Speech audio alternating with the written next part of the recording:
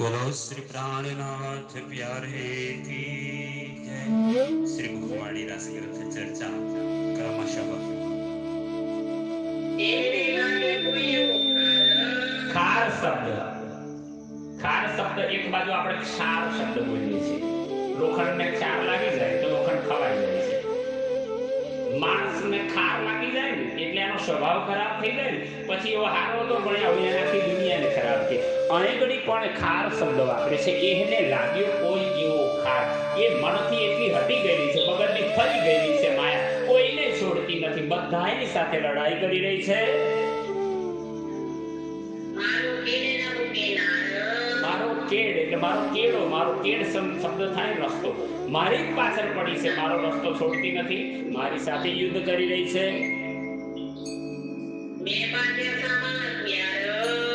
હવે આમે ડૂબી જ જવાનું છે, મરી જવાનું, તો કૂદકો મારવાનું શું માં તો તરત આવડી ગયો તો પ્રાણનાજી કહે છે લડી લેવાનું. તો લડી લેવાની વાત જ્યારે આવી ત્યારે પહેલા હવિષા કારાગૃહમાં પહેલું યુદ્ધ થયું, સદગુરુના ભંડારામાં.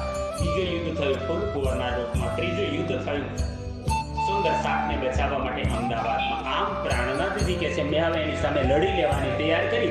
મરી જઈશું તો મરી જઈશું, જીવતા આવીશું તો વીર કહેશે, મરી જઈશું તો શહીદ કહેવાયશું. ફાયદો તો બે બાજુ છે, ચાલો લડી લઈએ. લડવા માટે જ્યારે તૈયાર થયા છે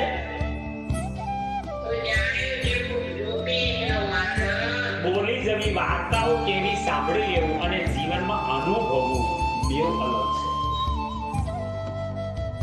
પ્રાણનાથજી એકવાર પોતાની પ્રિયતમ ખૂબ લાડલી અને તે પરમધામના નાતા સાથે જોડાયેલી એવી પોતાની પ્રાણ પ્રિયા જ્યારે ફૂલકુંવરનો ત્યાગ કરવાનો હશે ત્યારે એમની પર કેટલી વીતી હશે. એમણે પોતાનો દાખલો આપે છે કે એમણે પોતાનું પ્રમાણ આપ્યું કે મેં કેવા માણસ કર્યા છે. સદગુરુની સેવા કરવામાં દુનિયાએ મને ચોર કર્યો. મારા વસુંદર સાપને બચાવવા મારે ફાંસીએ ચડવું પડ્યું. મારે સ્ત્રીના કપડાં પહેરવા પડ્યા. મરવું મહાન હતું, એનાથી અઘરું હતું. દુનિયા શું કહેશે? અરે મોટો ક્ષત્રિય દરબાર હતો, રાજવંશી હતો, સૂર્યવંશમાં જન્મ્યો હતો, તે બૈરાના કપડાં પહેર્યા, બે જીવ બચાવવા જૂઠું બોલ્યો. તો આ બધી બાબતો એમને સતાવતી, આ બધા માયાના યુદ્ધના લક્ષણો છે. પ્રાણનાથજી કહે છે જે મારી ઉપર વીતી છે માયાના યુદ્ધમાં એ તો હું જ કહી શકું છું, એ તો શબ્દમાં આવી શકે એમ નથી, અનુભવની વાતો છે. હવે ફજીતી માટે એને કશું બાકી રાખ્યું નથી. મને લોકોએ ચોર પણ કહ્યો, મને ડરપોક પણ કહ્યો, મને નાપાક પણ કહ્યો. કઈ જાતના ઇલ્ઝામ લાગ્યા. મને મારા ગુરુનો છોકરો મને દુષ્ટ પણ કહેતો હતો કે ગાદી પચાઈ પાડવા માટે આ લુચ્ચાઈ કરી રહ્યો છે, આ સ્વાર્થી છે. કેટલા બધા કલંકો મારી ઉપર લાગ્યા હતા. આવ્યા છીએ માયાના ખેલમાં, જોવા આવ્યા પણ કરવા લાગી ગયા તો પછી આ બધું સહન કરવાની તૈયારી રાખવાની. અને એટલે મેં બધું રૂડે, બધા કમેન્ટ કર્યા ને એ દુઃખ પણ મેં બધા સહન કર્યા.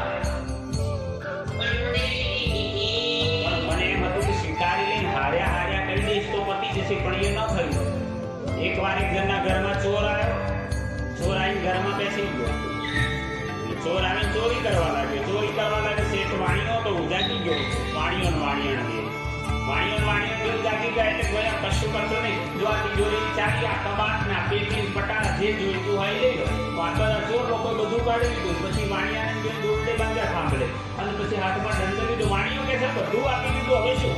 માર્યા વગર તો લેવાય નહીં ને મારાથી. બોલો શ્રી પ્રાણનાથ, માર્યા વગર નહીં તો મહેનત કર્યા વગરનું કહેવાય છે, આપી દીધું કહેવાય. તો મારીએ તો જ એનું કાર્ય કર્યું કહેવાય.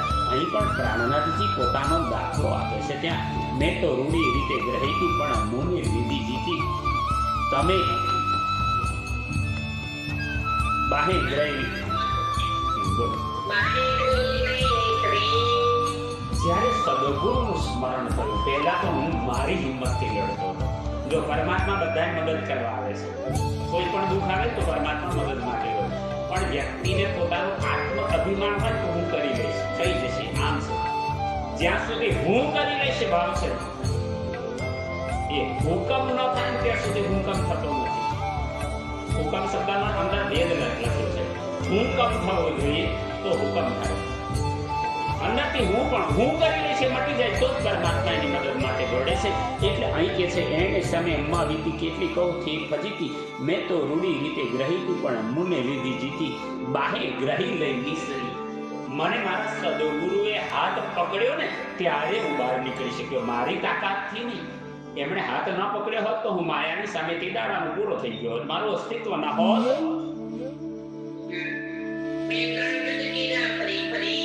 શ્રીજી સ્વયં હવે પોતાના હજારો યુદ્ધો કર્યા પણ 3 યુદ્ધો મોટા હતા. આપણે જાણીએ છીએ 3 યુદ્ધો વિશે એટલે હું ચર્ચા નથી કરતો, પણ એક રિપીટ કરી દો. પ્રથમ યુદ્ધ હબસા કારાગૃહમાં સદગુરુનો ભંડારો કરવાના માટે એમણે ભાવના કરી તો ચોર સાબિત કરી એમને નજર કેદમાં રાખ્યા. ત્યારબાદ દેવચંદ્રજીના ધામ ગમન પછી બિહારીજી ગાદી પર આરૂઢ થયા છે સદગુરુના સ્થાનમાં અને ત્યારે ફૂલ કુંવર એમની કુરબાની છે. એ બીજા નંબરનું યુદ્ધ છે અને જામનગરના રાજાની ઉપર કુતુબખાએ ચડાઈ કરી અને એમાં પકડાયા સુંદર સાથને બચાવવા માટે અને જામ રાજાના ખંડણીની એમણે જે નક્કી કરી હતી એના સાક્ષી બન્યા, જવાબદાર બન્યા હતા. અને એ સમયમાં પ્રાણનાથજીને ફાંસીની સજા કરવામાં આવે છે. આ 3 યુદ્ધોની વાત એમણે વાણીમાં કહી કે મેં 3 યુદ્ધ કીધા ફરી પહેલા મેં 2 યુદ્ધોને સામાન્ય ગણાવ્યા પણ જ્યારે ફાંસી થવાની હતી ને ત્યારે તો મારી બુદ્ધિ ગણાવી. હું રાજવંશી કહેવાતો, ક્ષત્રિય કહેવાતો, દરબાર કહેવાતો, પુરુષ છું એવો એક ભાવ હતો. હું રઘુવંશી છું આવું ગૌરવ કરતો હતો ને, પણ મારે મારો પ્રાણ બચાવવા માટે, સ્વાર્થ નહીં ધર્મના માટે મને કાનજીભાઈ યાદ કરાવ્યો ને તો મારી ગતમત હારી. મને કહ્યું કે સુંદર સાથ જોવે છે કે ધર્મ સદગુરુને આપેલું વચન પાડવું છે કે પછી મરી જવું છે? મરવું સરળ છે, સુંદર સાથ માટે અઘરું છે. કેમ કે બૈરાના કપડા પહેરવા પડશે. બોલો શ્રી પ્રાણનાથ. તો પ્રાણનાથજી મહારાજ કે પછી તો ગતમત મારી હરી, હું જીવતો રહીશ તો આખી દુનિયા હશે, હું સુંદર સાથને બચાવી શકીશ. તો ત્યાં મારી બુદ્ધિ બંધ થઈ ગઈ અને મેં સ્ત્રીના કપડા પહેરી જૂઠ છળ કપટનો ઉપયોગ કરી હું બહાર નીકળ્યો અને એટલી બોલે છે પછી તો ગતમત મારી હરી. આમ તો ધર્મની ગાદી પર બેહવા, ધર્મને જ કહેવાવાળા એ જૂઠ અને પ્રપંચ કરે ખરા, પણ કુતુબખાનના દરબારમાં આપણે જૂઠનો સહારો લેવો પડ્યો, પ્રપંચનો સહારો લેવો પડ્યો, છુપાઈને કપડા બદલીને છેતરીને બહાર નીકળવું પડ્યું. અને એ દાખલો અહીં કે છે ત્યાં લઈ વસ પોતાને માયાની આગળ હું હારી ગયો કે સુંદર સાથ માટે મેં એ પણ સ્વીકારી લીધો. આપ સદગુરુ નિજાનંદ સ્વામી દેવચંદ્રજીના રૂપમાં આપે મને તારતમ જ્ઞાનથી પ્રદત્ત કર્યું, ઇન્દ્રાવતીની આત્મા ઓળખાવી, ત્યાંથી લઈને આજ સુધી બધા જ જ્ઞાનથી મને પરિપૂર્ણ કર્યો હતો ને, પણ હું એ વખતે આ વાત સમજી ન શક્યો. તમારી શિખામણ મેં માથે ન રાખી, હું કરી લઈશ, મારાથી થઈ જશે એવા ભાવથી હું દોડ્યો ને, એટલે આજ હું બ્રહ્મમાં પડ્યો. હું કરી લઈશ, કઈ બહુ મોટું કામ નથી. સુંદર સાથ જગાડવાથી સામાન્ય વાત પ્રવચન કરી લો જાગી જાય, હવે 100 ગૌનું છેટું છે. આ વાણી સંભળાઈ દો ને આત્મા જાગી જાય, 100 ગૌનું છેટું છે. એક જ છે ધણી જગાએ જાગી. આ ચોપાઈ યાદ રાખજો, વાણીમાં લખ્યું છે પ્રાણનાથજી. અત્યારે હું પણ આ વાણીના અર્થ કરીને સમજાવું છું, તમે જાગી જાઓ તો પરમધામ પહોંચી જાઓ એવું પ્રમાણ નથી. એની માટે જરૂરી છે ધણીની કૃપા. ધણી જગાએ જાગી, નહીં તો કે ક્યાંય ન હોય જાગી. રાજ્ય જગાડવા માંગે તો જ આત્મા જાગે, અંકુરણ હોય ને રાજ્ય કૃપા કરે તો શક્ય બને છે.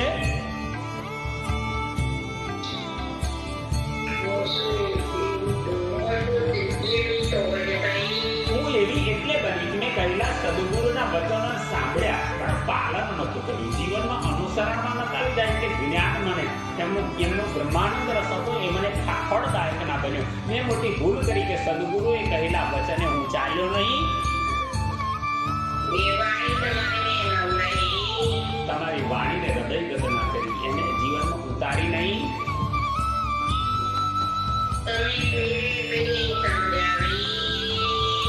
તમે જ્યારે 22 દિવસ અને 22 રાત સુધી મારી સાથે ચર્ચા કરી આપના ધામ ગમન સમય પહેલા, હે સદગુરુ મહારાજ ખૂબ મને સમજાવ્યો, તમે પહેરે સમજાવી પણ મને તોય બુદ્ધ ના આવી, પણ મારા બુદ્ધિ ના આવી. ફરી પાછો હું માયાની અંદર એક દીવાનગીરી કરતો, જામરાજાના દરબારનો દીવાન હતો, એક રાજવંશી છું, તો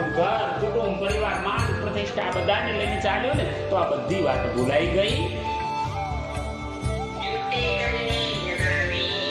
અનેક વાર યુક્તે એટલે યુક્તિઓ કરી મારી આત્માને પરમધામ સાથે જોડવા માટે, માયામાંથી બચાવવા માટેની તમે કોશિશ કરી.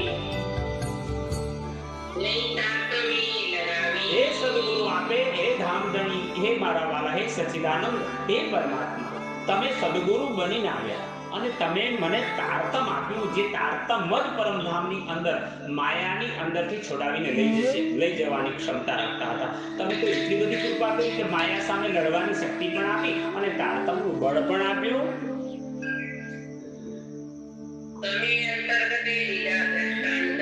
આ પહેલી વાર સુંદર સાપને કહે છે કે હવે જે કંઈ કાર્ય છે ને હું નથી કરતો.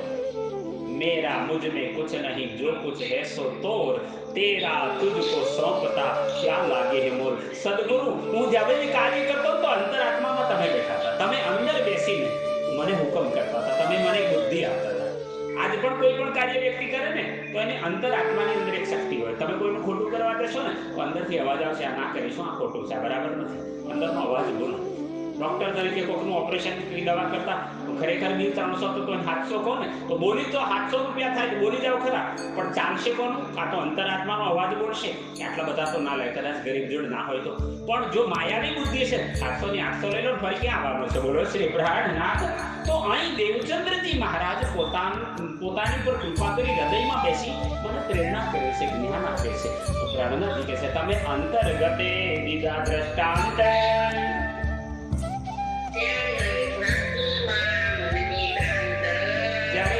એક વાતો સમજાવતા ગયા, આજ મારી આંખ ઉઘડી છે, હું હવે સમજ્યો છું તમારા વગર કશું શક્ય નથી. જ્યાં ધામ ધણી ત્યાં શું કવિ, તમે જ મને માયાથી બચાવવા વાળા છો, તમે મારા હૃદયમાં બેસી પ્રેરણા કરો છો.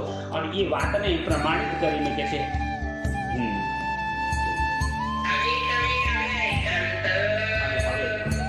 દુનિયાથી દૂર હવે કોઈના સાથે પર જગતનો નાતો નથી.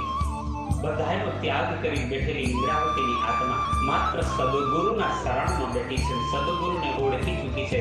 તુમ સ્વરૂપ તુમ મેં સ્વરૂપ તુમ ही स्वरूप के संग वेद तुम्हारो हो लखे બ્રહ્માનંદ રસરંગ. 22 દિવસ અને 22 રાત હાવ એકાંતની અંદર સદગુરુ અને ઇન્દ્રાવતીની આત્મા બે બેઠા છે. અને બંનેની વચ્ચે જે ચર્ચા છે એની ખુલાસો કર્યો કે તમે હવે આ અંતર્ગતે દીધા દૃષ્ટાંત ત્યારે ભાગી મારા મનનું ભ્રાંત. હવે તમે આવ્યા છો એકાંત, તમે હવે મારા હૃદયમાં બેસી ગયા ને તો અત્યાર સુધી હું મહેરાજ હતો, પણ તમે મારા હૃદયમાં આવતા હું મહામતી બની ગયો, હું પ્રાણનાથ બની ગયો. બોલો શ્રી પ્રાણનાથ.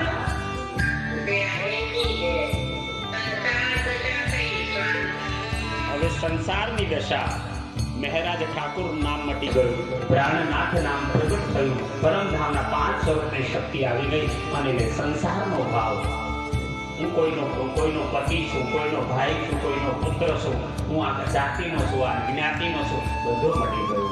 સ્વયં પોતાની ઓળખાણ આપતા કહે છે હવે પરમધામના 5 સ્વરૂપ જેના હૃદયમાં બેઠા છે એવા આપ ધામધણી બની ચૂક્યા છો.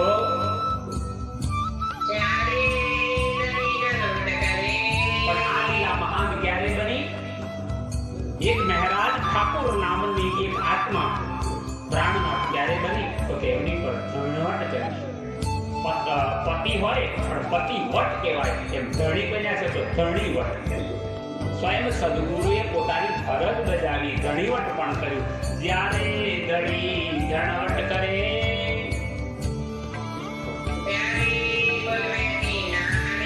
સદગુરુની કૃપા મહેર અને દયાથી હવે દુષ્ટો માયાથી લઈને જગતના બધા જ વિરોધીઓની શક્તિ જણાઈ ગઈ.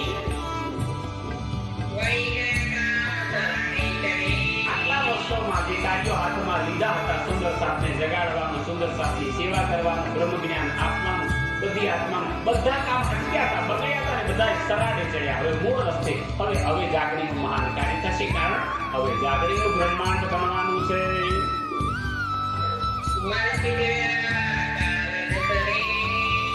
મળી ગયા કારજ સરે. બોલો શ્રી પ્રાણનાથ.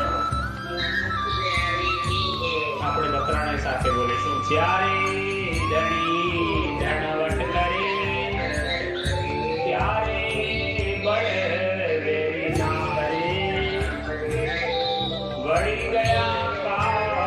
સરાળે ચડે મન જીતવ્યા કારજ સરે મન જીતવ્યા કારજ સરે બોલો શ્રી પ્રાણનાથ પ્યારે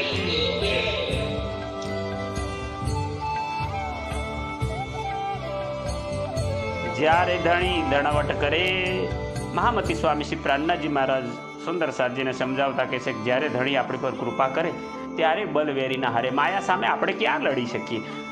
એમણે માયાનું બળ હરી લઈને આપણને વિજયી બનાવવા માટે એમણે ખૂબ યત્ન કર્યા, વળી ગયા કામ સરાળે ચડે અને એમની કૃપાથી આજ આપણા અટકી ગયેલા કામ મૂળ રસ્તા પર પૂર્ણતાએ પહોંચવાને આવ્યા છે.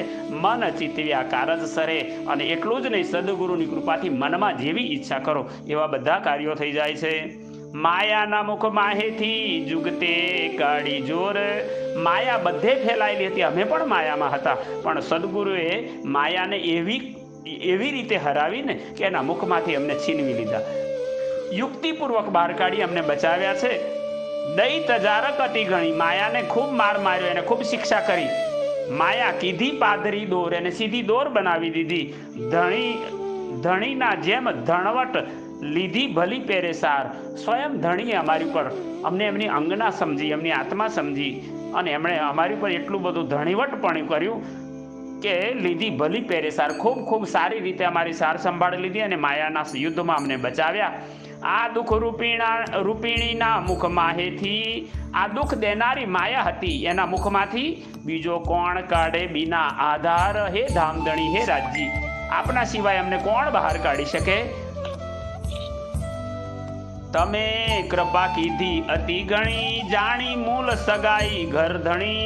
હે ધણી, તમે અમારી ઉપર ખૂબ ખૂબ કૃપા કરી અને પરમધામના નાતે, સંસારના નાતે નહીં, પરમધામમાં અંગી અંગનાના નાતે તમે અમારા આત્માના આધાર છો. તમે અમને માયામાં મોકલ્યા છે, તમારી જવાબદારી સમજીને તમે અમારી ઉપર એટલી કૃપા કરી.